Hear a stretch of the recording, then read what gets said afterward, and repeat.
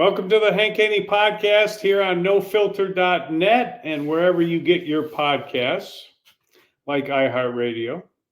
I am here to talk about the Ryder Cup, a little Ryder Cup recap. This podcast is brought to you by HaneyUniversity.com. That's my website. That's where you can go to sign up for my free instructional videos and where you can find out information about golf lessons from me. All right, the Ryder Cup. Not good for the USA. Not good. Very good for Europe. Not good for me because I bet on the USA. Why did I bet on the USA? I bet on the USA because when I analyze golf tournaments, and they're very hard to bet on, but when I analyze golf tournaments, and this isn't really a tournament, it's an exhibition, but when I analyze the exhibition, I thought to myself, okay, the U.S. has a decided advantage in the world golf rankings of the players on the team. Average world golf ranking of a U.S. player was 12.91. Average ranking of the European team was like 10 spots higher, 29.25. So the U.S. theoretically had better players. Now, you can argue about the world golf rankings, and maybe that's not a good system, but you can also factor in the home course advantage and the home crowd and everything. I still felt like the U.S. was a good bet. And in fact, if you look at the singles on Sunday, you got 12 singles matches, and you match up the world golf ranking of each player with the player that they're playing against. Number one, Scotty Scheffler played John Rahm. They played to a tie. Colin Morikawa is ranked 19th in the world golf rankings. He plays Victor Hovland, who's fourth. He's supposed to lose that match. He did. Patrick Cantlay plays Justin Rose. Patrick Cantlay's ranked fifth. Justin Rose is ranked 37th. Patrick Cantlay's supposed to win that match. He does. Rory McIlroy's ranked second in the world.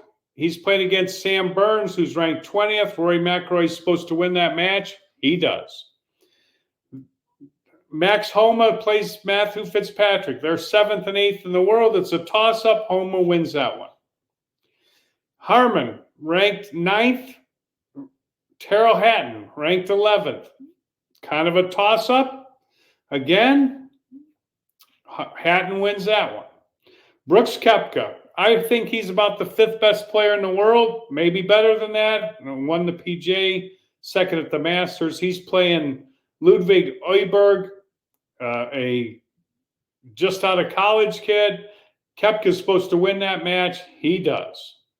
Then you got a toss-up, according to World Golf Rankings, Justin Thomas and Sepp Straka. But you have to say that Justin Thomas is a little bit more seasoned than Sepp Straka. Justin Thomas wins it. Xander Schauffele versus Holgard. Schauffele's ranked 6th, Holgard 82nd. Schauffele wins. Now here's where the problem comes in. Jordan Spieth ranked 12th in the world against Shane Lowry, 34th, and they tied.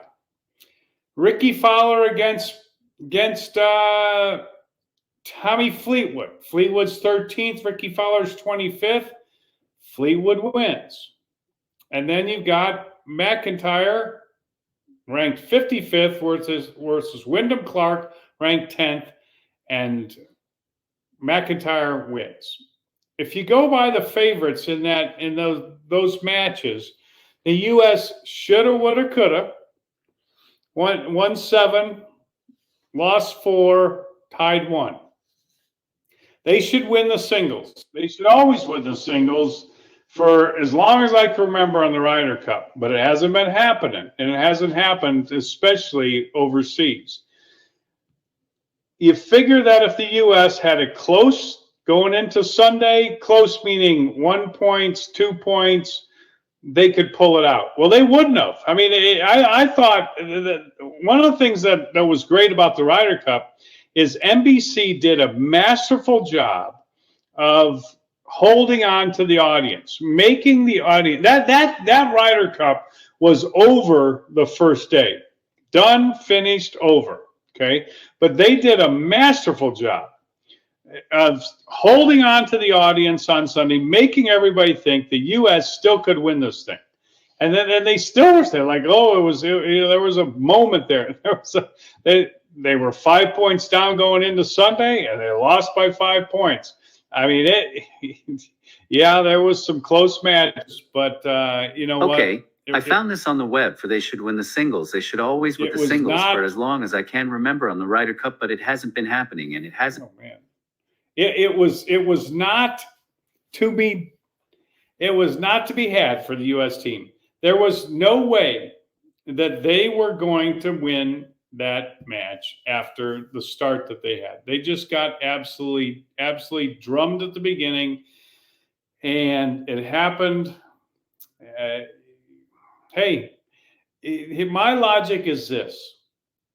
If you're going to bet on 12 football games, okay, you're going to bet on 12 football games, and I'm going to say you don't even have to give points. You just can you can pick you can pick the favorites if you want.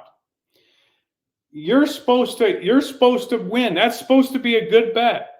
It's supposed to be a good bet. If you get to pick a team that is favored to beat another team, it's supposed to be a good bet. Well, it doesn't mean it's guaranteed because they're all good players too, and things happen. I'll tell you what happens. Luck happens. Chip-ins happen. I saw a few chip-ins for Europe. Great shots, but the fact that they go in, sometimes they're going in pretty fast. That putt that Rahm made, where it was that they, arguably said was going 6, 8, 10 feet by the cup, hits the back of the cup, goes in. That's the kind of stuff. I mean, that's a lucky shot. I mean, you can call it whatever you want. Everybody will say great putt. They did the same thing at Medina. When Poulter and Justin Rose made these bombs on 17 at Medina, when they had that miracle comeback there, when you hit a putt, you have to marry the speed and the line. So in order to make a putt that's going the wrong speed, you also have to hit it on the wrong line. That's how you make that putt. That is what you call luck.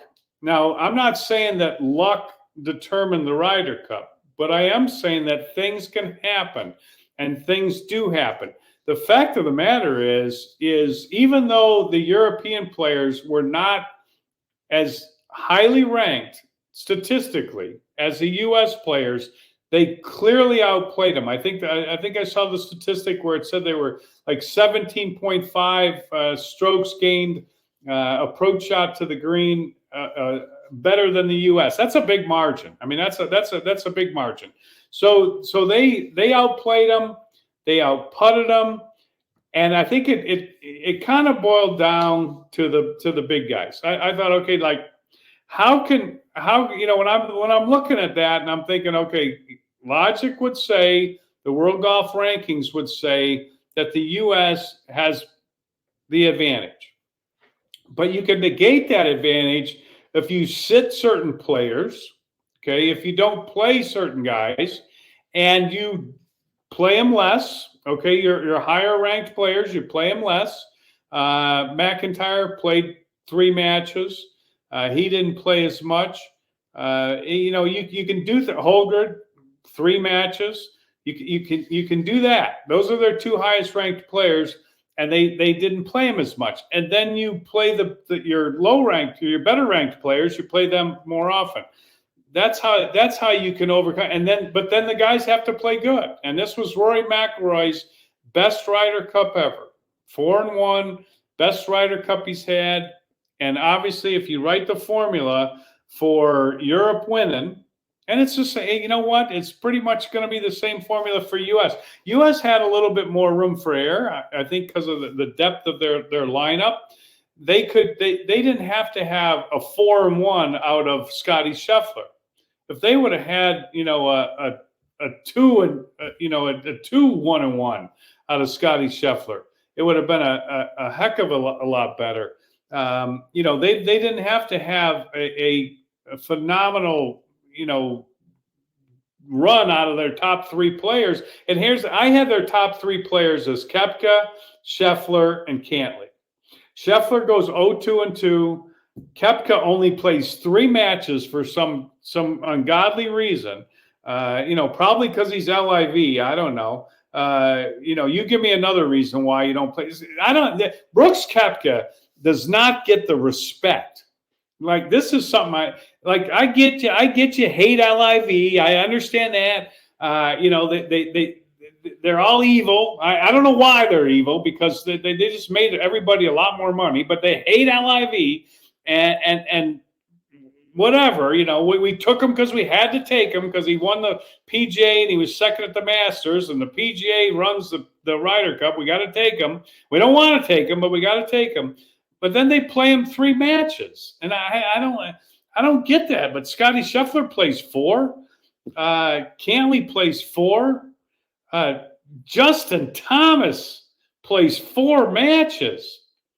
Jordan Spieth plays 4 matches. How does Brooks Koepka only play 3 matches? The guy doesn't get the respect. He just doesn't get the respect. But anyway, he faced 1-1-1. He played 3 matches. Cantlay was the best player on the U.S.'s team. Him and I guess you got to put him and Homa. Homa was 3-1-1. Cantlay was 2-2-0. So Homa was the best player, but second best player was Cantlay.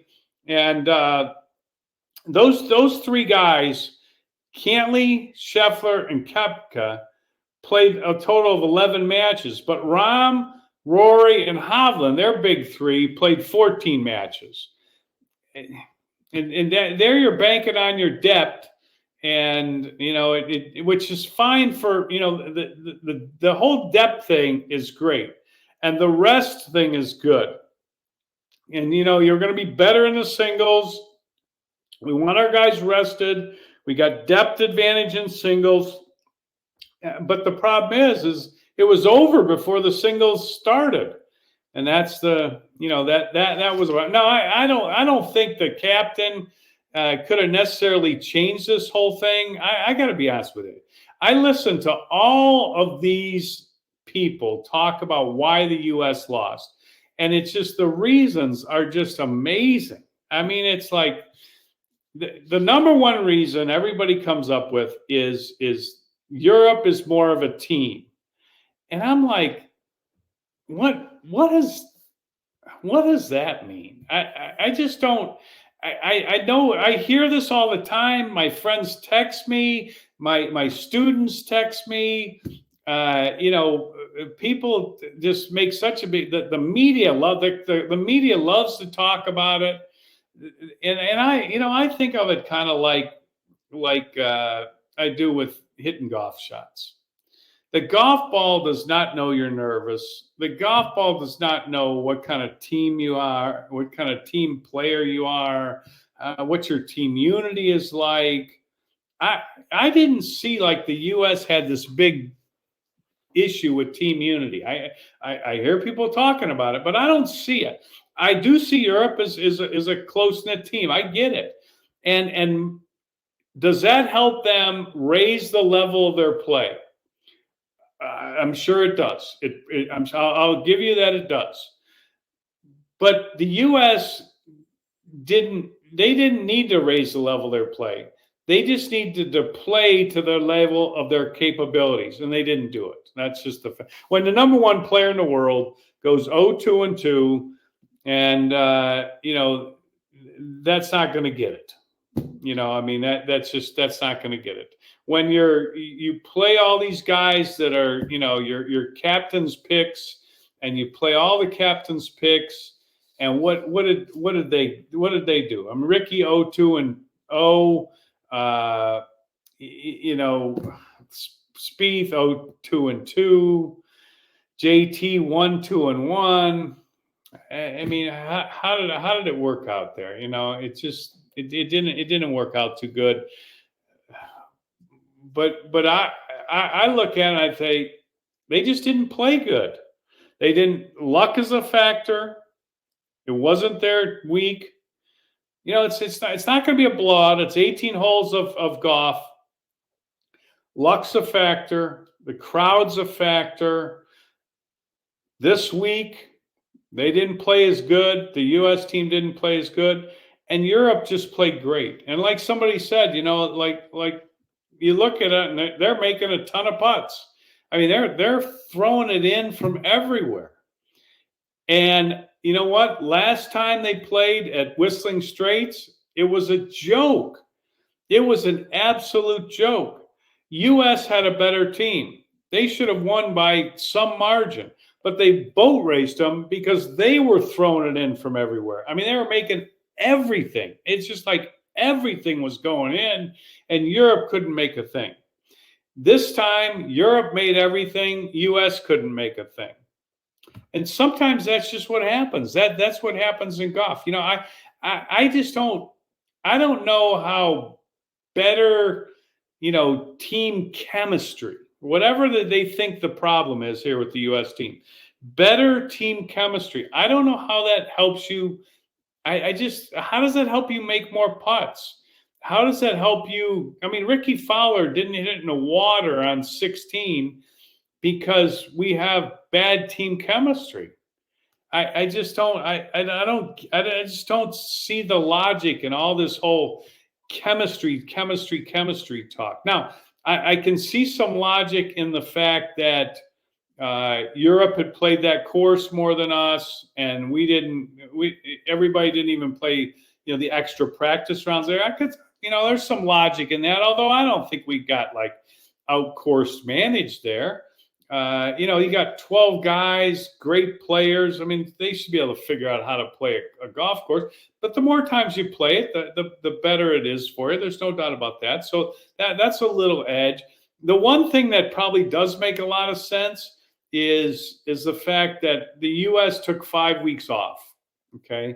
And they were practicing, I'm sure, and they were working at their games, but it's not the same as playing. A few of the guys played. Justin Thomas played. Max Homa played.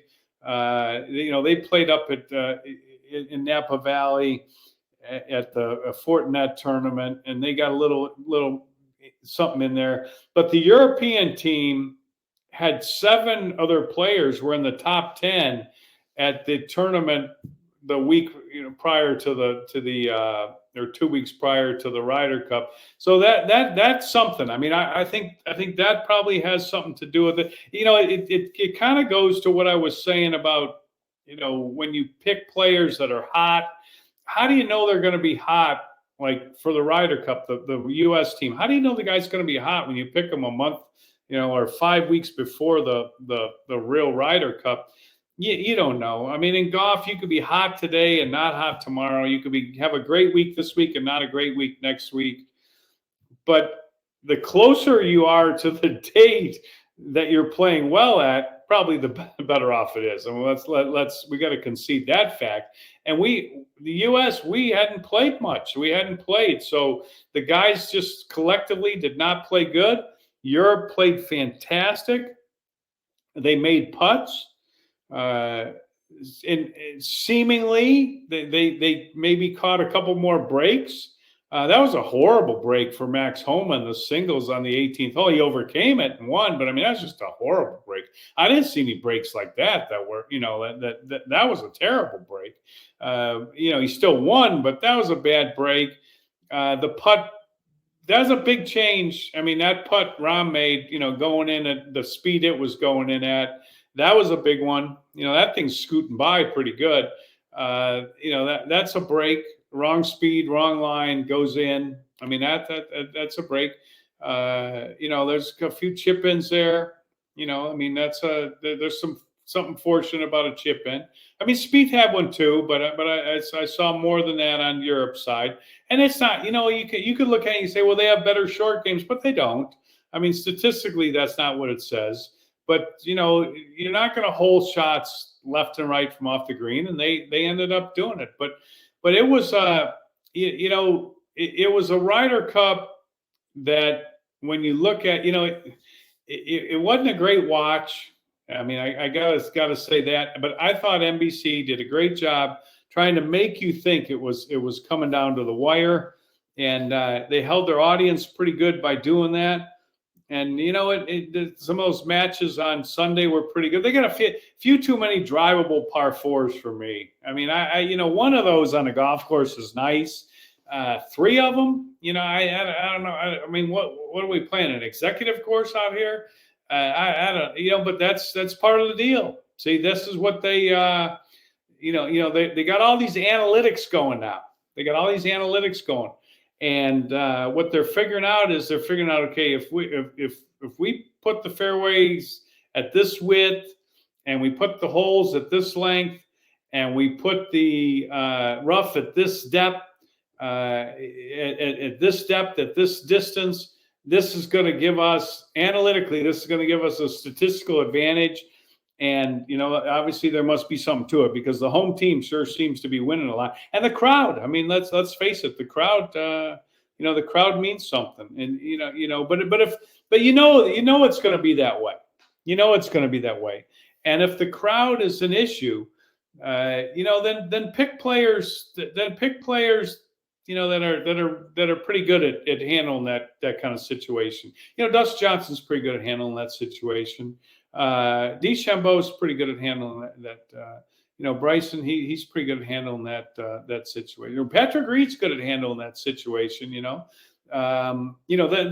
These guys weren't even considered for the team.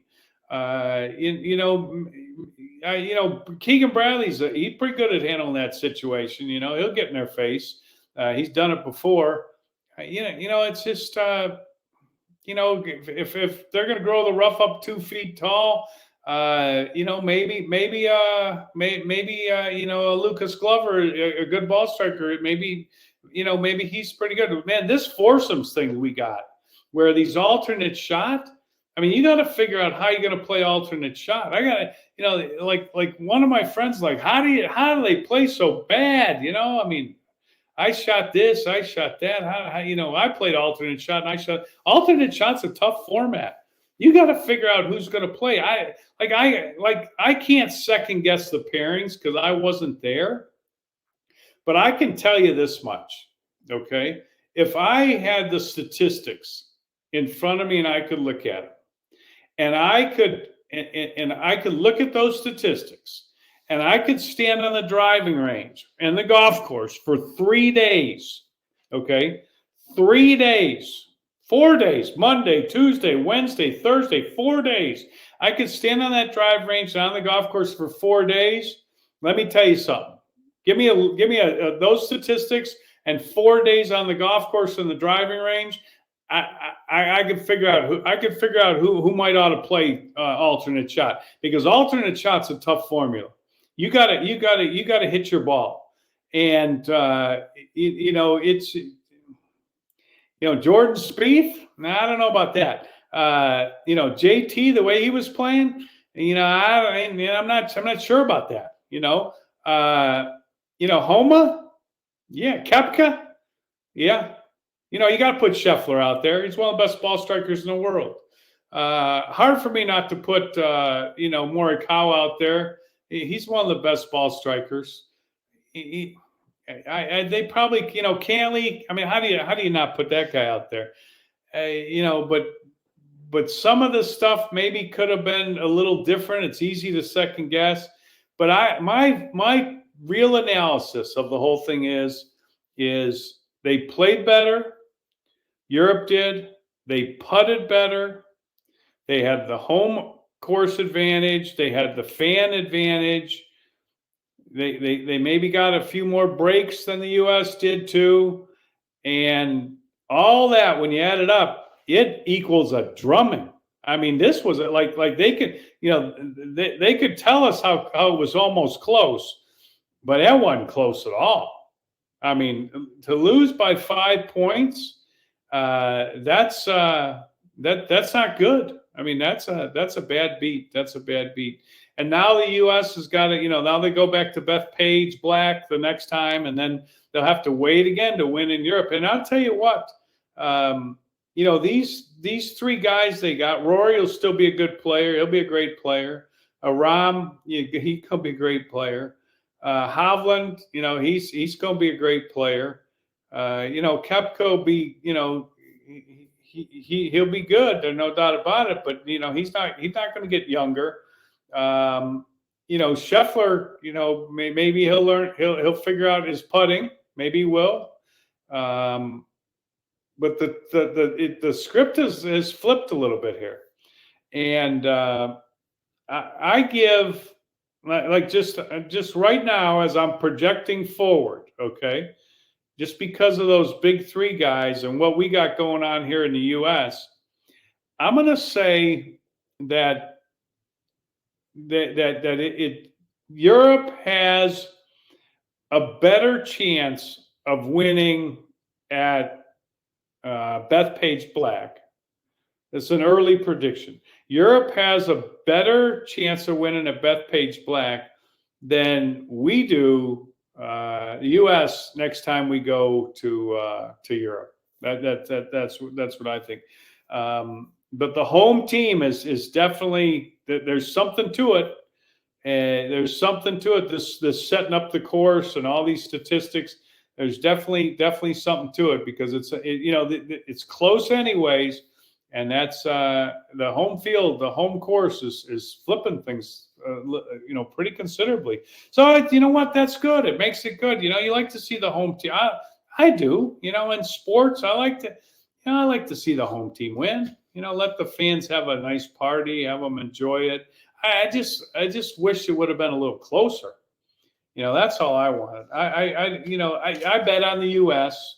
I took a little bath. It wasn't a major bath. I'm not a big bettor. I took a little haircut. I can afford it. No problem, but next time at home, I got to ride the home team from now on, probably, but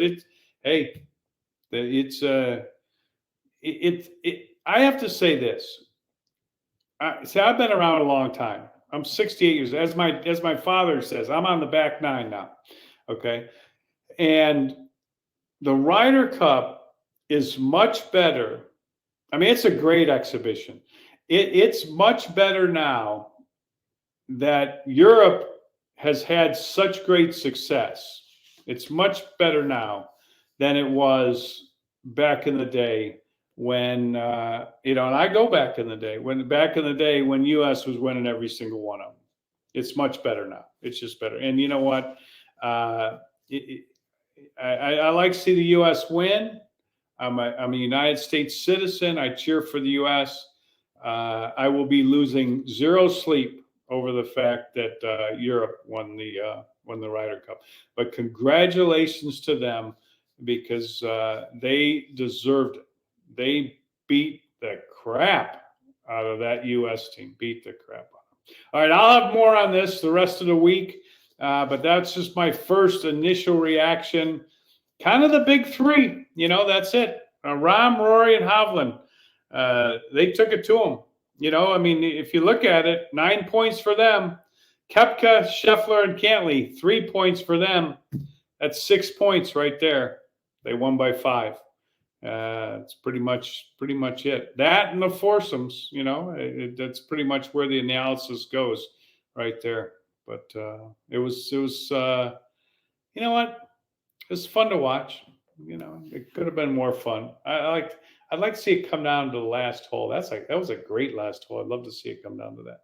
Anyway, hope everybody enjoyed the podcast.